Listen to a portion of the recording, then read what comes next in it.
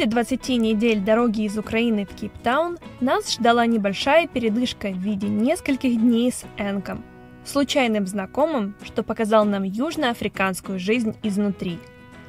Зарядив наши батарейки с Энком, фактически начался наш путь домой.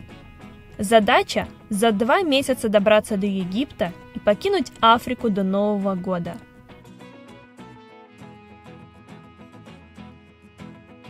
Времени в ЮАР мы много тратить не хотели. Сюда несложно вернуться позже. Но не заскочить к сыну того самого Энка на часик по дороге мы тоже не могли. Не успели мы выехать от нашего друга Энка, который нас возил 3 дня по самым интересным местам. Как теперь вот этот парень на бандитском Мерседесе за мной, его сын по совместительству, еще нас немножко повозит. Это счастье. Then you can do anything, basically. But it's interesting that you said no, because I mentioned to my girlfriend also like what you guys are doing and stuff. So I was like, yes, I would love to do that. And she's like, no, I wouldn't really like to do that. Сын Энка, Дютой, живет в городке Найсна, что находится на так называемой Садовой дороге. Эта дорога – довольно популярный маршрут для автотуристов в ЮАР. Небольшие деревни, что находятся по пути, напоминают Англию.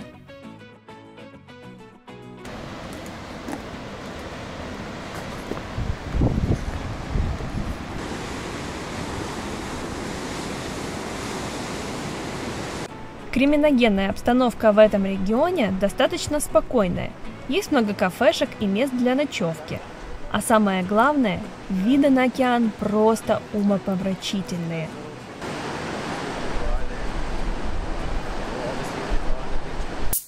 Мы сейчас сидим, завтракаем на ферме возле национального парка Южной Африки. И это большое отличие Южной Африки от Намибии. Оно заключается в том, что в Южной Африке просто огромное количество разных мест по дороге, где можно перекусить, выпить чай, кофе, посреди природы. Вокруг будут ходить животные на ферме. Нигде в Африке мы такого не видели, но южноафриканцы, они разобрались. У них отличный вкус, заведения все сделаны просто шикарно, красиво, вкусно, вино собственного производства, чай, кофе, сладости. В общем, Южная Африка – это просто отличнейшее место для отпуска. Если решитесь попробовать Африку, начинайте с ЮАР или Намибии. Богатая туристическая инфраструктура в ЮАР, конечно же, пользуются не только иностранные туристы, но и местные. Причем абсолютно разные местные. А это значит, что без случайных и довольно странных встреч не обойтись.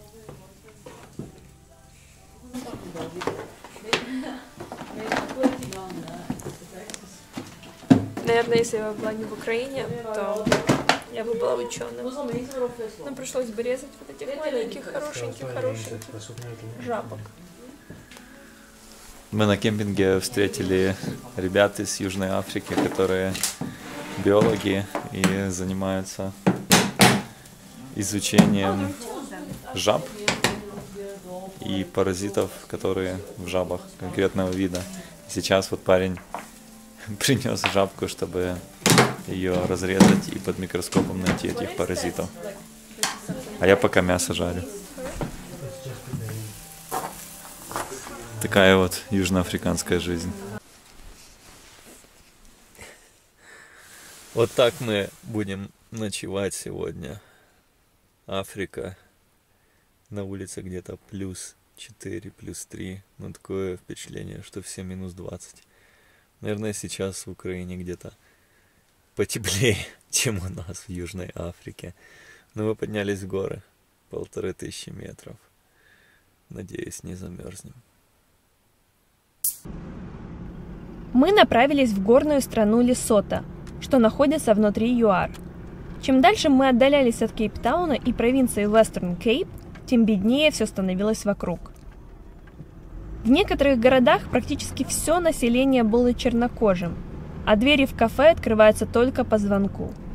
Когда Слава сказал заправщику на заправке, что ему нравится ЮАР, Тут засмеялся и сказал, что ЮАР – крайне опасное место. Тут коррупция, людей убивают, и в целом совать нос в чужие дела абсолютно не стоит.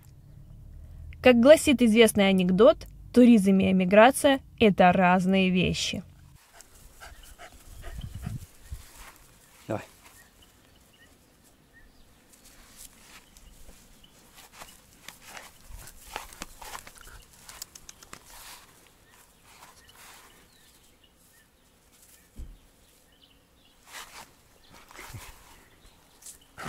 Опа.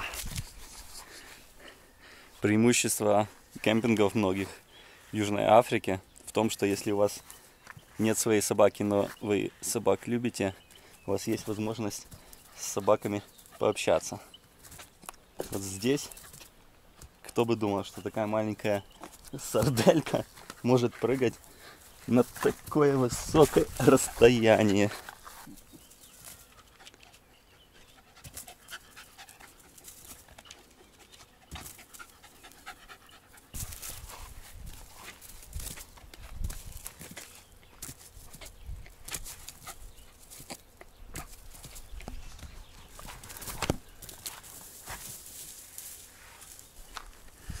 Я таких энергичных псов еще никогда не видел. Еще у нас в поездке появились определенные полезные привычки. Например, каждое утро мы стараемся лежать на таком себе валике под спиной, чтобы немножко компенсировать сидячий образ жизни и расслаблять мышцы спины. Я вам скажу, что помогает. Рекомендую попробовать. Очень просто. Я уже полежал, вот сейчас Ленок сверху тем же занимается.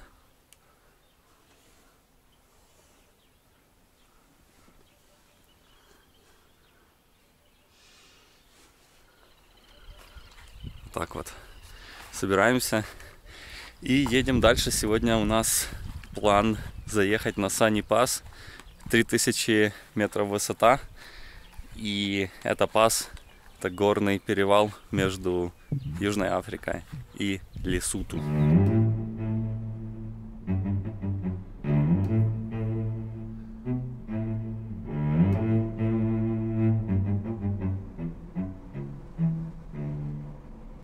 Есть разные дороги из ЮАР в Лесото, и большинство из них асфальтировано. Но мы хотели проехать через Сани Пас. Это горный перевал, гравиевая дорога, через который поднимается с 1500 метров до почти 3000 метров над уровнем моря. Некоторые части перевала могут похвастаться подъемами с соотношением 1 к 3, поэтому дорога официально открыта только для машин с полным приводом. Мы начинаем подниматься по горному перевалу Сани Пас из Южной Африки в Лесото. Сейчас идут дорожные работы в самом начале, и, судя по всему, ложат асфальт, так что скоро это уже будет не гравий, не грунтовка, а асфальт, и эта дорога потеряет, наверное, свой шарм и часть своей легендарности. Так что я очень рад, что мы попали сюда сейчас, пока еще асфальта нет. Но это я рад еще, пока мы только начинаем подниматься. Посмотрим, буду ли я рад через полчасика. Мы прошли, наверное, самую простую границу за все наше путешествие. 1 минута, просто штампы в паспорт, никаких вопросов. Мы выехали из Южной Африки.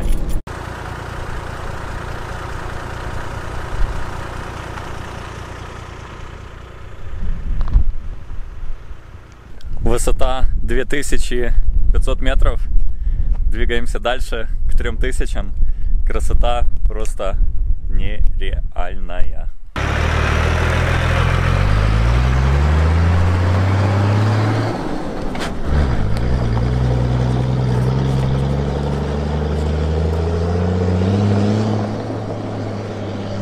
На верхнем КПП за самой границей с Лесото находится самый высокогорный паб Африки.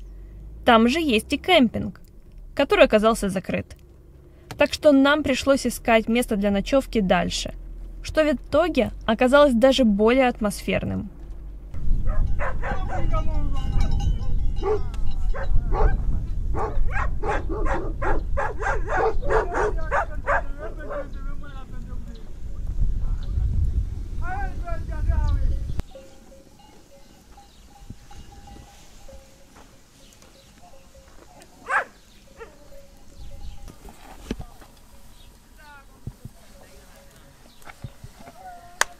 Мы остановились на ночь в Лесото, в традиционных круглых домиках.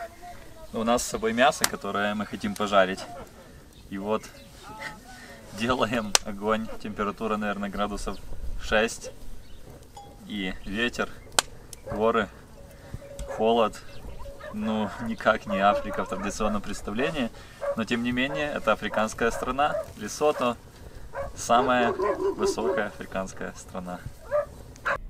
Лесото удивило нас отличными дорогами. Конечно, они такие не по всей стране, но к столице ведет отличного качества асфальт. А виды вокруг – просто загляденье. Другого транспорта в этих отдаленных частях страны практически не было. А вокруг лишь только зеленая трава, горы и бескрайнее голубое небо. Достопримечательностей в стране маловато, но они уникальные, как, например, вот это.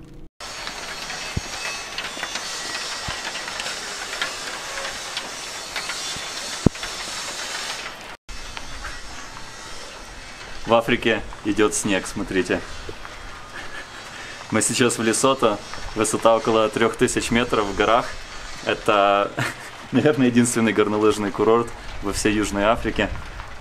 И как-то это все достаточно сюрреалистично, но стоит того, чтобы увидеть. Да, предвкушая свое путешествие еще дома, мы и не думали, что увидим горнолыжные подъемники на самом юге Африки. Тем интереснее ездить в неизведанные края. Никогда не знаешь, что тебя ждет.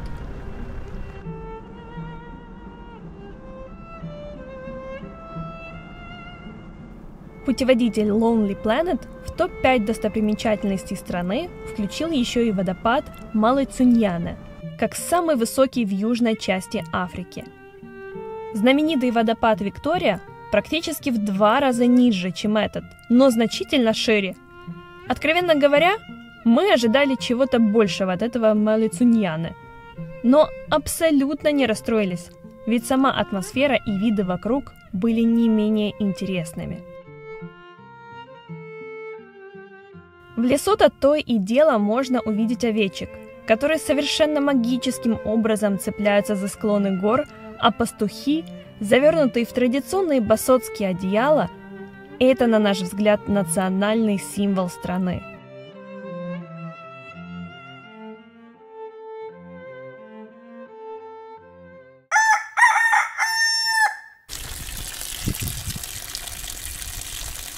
Знакомая ситуация. Помните Нигерию?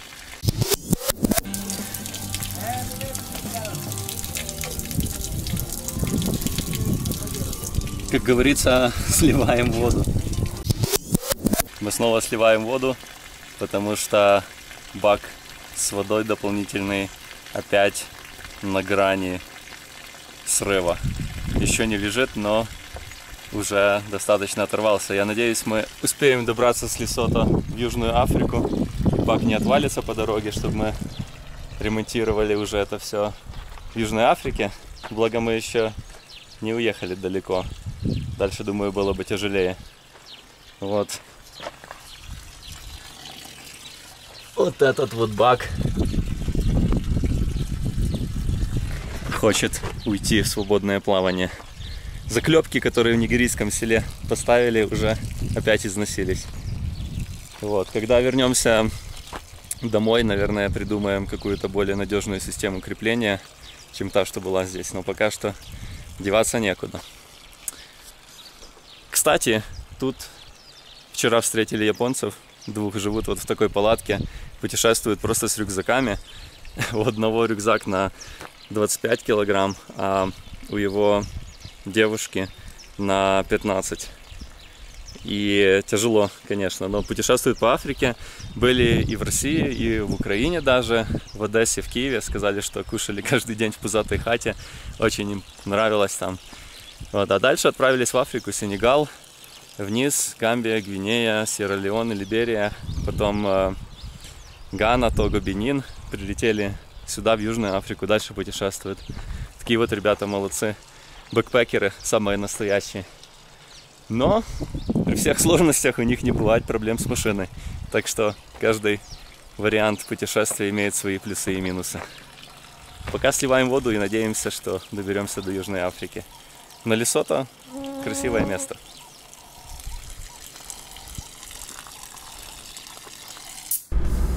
Мы уже в Южной Африке, пересекли границу с Лесото, нашли механика, но одни занимаются только лендроверами, второй слишком занят, но он отправил нас к третьему, к своему другу. История продолжается, только в Нигерии нам потребовалось найти второго или третьего босса. Но здесь мы с одного места отправились во второе, со второго в третье, с третьего уже в четвертое. К дядечке Дрису. Посмотрим, что за дядя. Место внушает доверие вроде бы. Нужно дождать, пока он там доварит еще чего-то. Но ремонты ремонтами, а обед по расписанию. Вот они, шпроты с родины, 5 месяцев спустя. Процесс пошел, и пока ребята, сами атмосфера внушает нам доверие больше, чем предыдущие места. Так что посмотрим.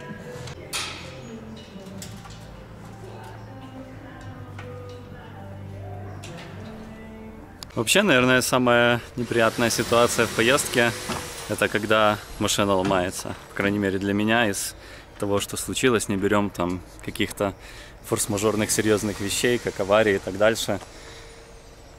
Поломка машины — это такой... Если особенно это еще случается где-то в отдаленных районах, тогда вообще грустно. Но судьба была к нам благосклонна. За всю поездку у нас были только минорные проблемы, и как-то они случались там, где можно было их решить. Даже в селе в Нигерии и в Кабинде, когда у нас втулка амортизатора вылетела. Вот, и опять снова, хоть и это случилось в Лесото, но мы заметили вовремя и доехали до Южной Африки, где, в принципе, наверное, если взять весь маршрут, то именно в Южной Африке или в Намибии не страшно, если машина поломается, потому что очень много специалистов, запчастей и так дальше все могут исправить. Вот исправляем, пускай это занимает время, но что поделаешь, это тоже часть путешествия. Вот так вот.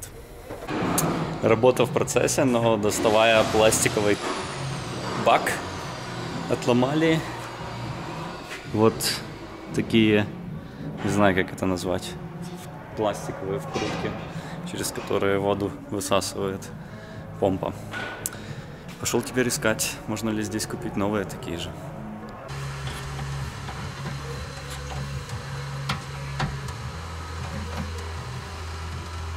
На часах 6:30, ребята задерживаются на работе, уже 1,5 часа как. Но операция, похоже, прошла успешно. Бак не только прикрепили, но и приклеили. Завтра наберем воду, посмотрим, все ли хорошо. Так прошел наш день или половина дня.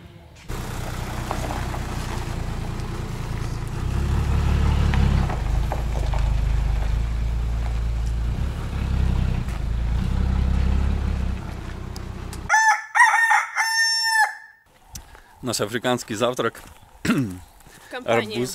Арбуз. Но хотел спросить вас, каких африканских животных вы знаете?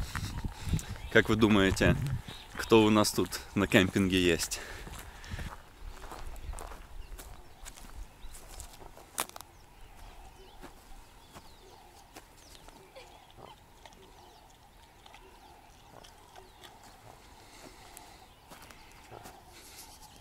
Как вам сафари утреннее?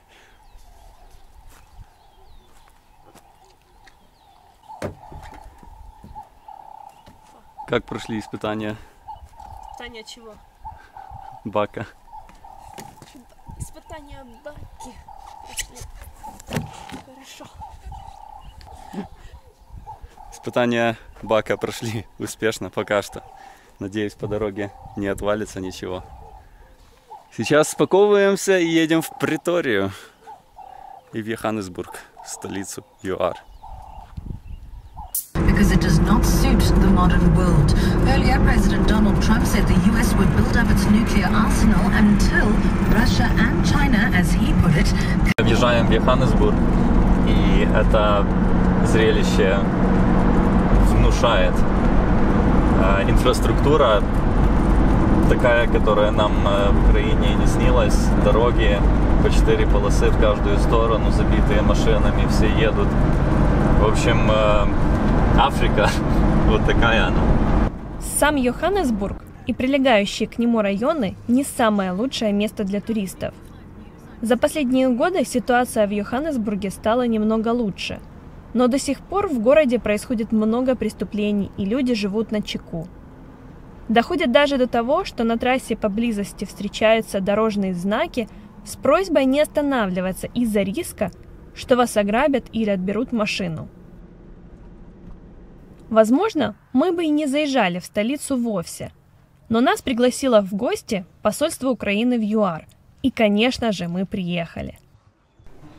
Мы находимся в посольстве Украины в Южноафриканской Республике, в изначально конечной точке нашего путешествия. Но путешествие продолжается, и посольство пригласило нас в гости на душевную беседу. Очень приятно увидеть снова родные украинские лица, пообщаться на украинском языке перед тем, как мы отправляемся в долгий путь домой. Задерживаться в ЮАР мы не стали. После небольшой фотосессии с земляками мы отправились в крошечную страну Эсватини, которая находится между ЮАР и Мозамбиком. Ехать туда из Претории не более 4 часов.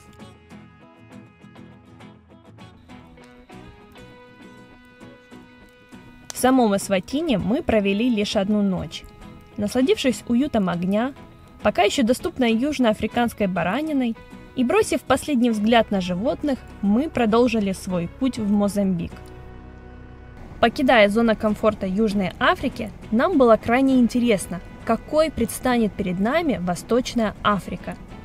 Окажется наш путь легким или все-таки вновь не обойдется без приключений? Скоро об этом узнаете и вы. А пока не забудьте поставить лайк, подписаться на наш канал и подключиться на премьеру нового видео уже через неделю. Пока!